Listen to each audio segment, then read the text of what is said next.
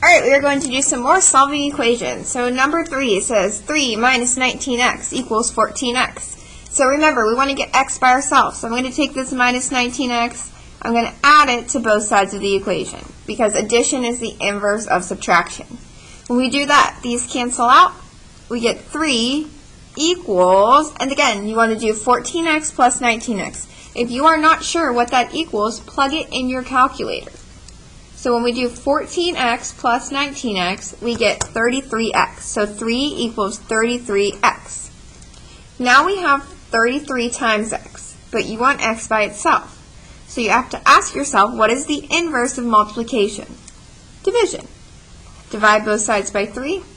3 divided by 3 is, we're going to divide both sides by 33. This is a good point. You always divide by the number that's being multiplied by x.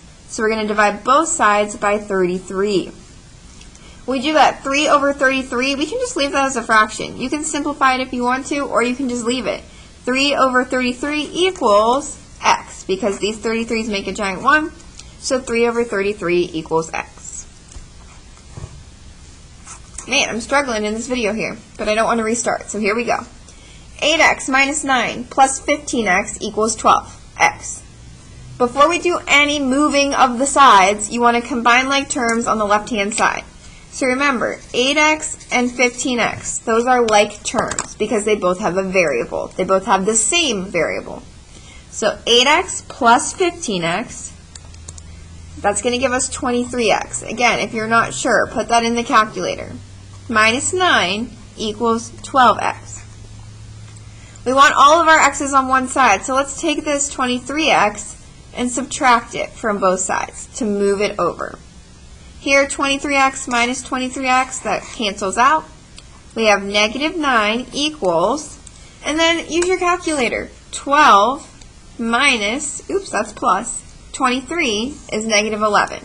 So negative 9 equals negative 11x.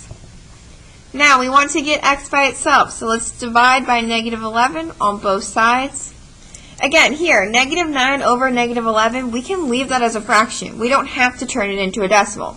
We know a negative divided by a negative is a positive, so I'm going to leave it as 9 over 11 equals x.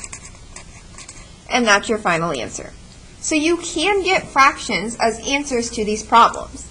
Your solutions are not always going to be nice whole numbers. So it's important that we do some problems where you do get an answer that's a weird fraction or a decimal, so you know that that is a possibility. If you get a fraction, that does not mean you did the problem wrong. It can be a solution. Number 5, we have negative 5 times the quantity 6x minus 11 equals 2x minus 3. On the left-hand side of the equal sign, we are going to distribute. So negative 5 times 6x is negative 30x. Negative 5 times negative 11 is positive 55. So negative 30x plus 55 equals 2x minus 3. Alright, let's take our negative 30x and let's add that to both sides to move it over, to try to avoid working with negatives when possible.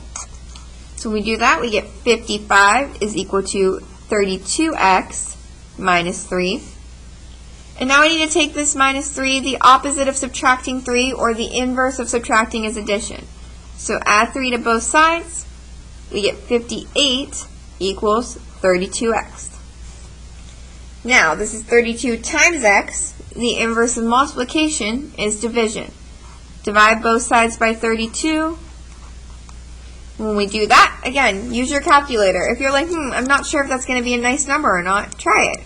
58 divided by 32, not a nice number, it's a decimal. So instead of writing down this whole decimal, let's just leave it as a fraction. So let's say that 58 over 32 equals x, because the 32's make a giant 1, so we have 1x, which we can just write as x. And leave that as your answer. Leave it as a fraction. Number 6, negative 1/4 times the quantity x minus 8 equals 2 minus 7x. We have a couple different ways that we can choose to start this problem. So you could either distribute the negative 1/4 first, or you can multiply both sides by 4. I'm going to start by multiplying both sides of this equation by 4. So 4 times the quantity x minus 8 equals 4 times 2 minus 7x. Alright, these 4's go away. So I have negative 1 times the quantity x minus 8 equals, on the right hand side here, you have to make sure you multiply each term inside the parentheses by 4.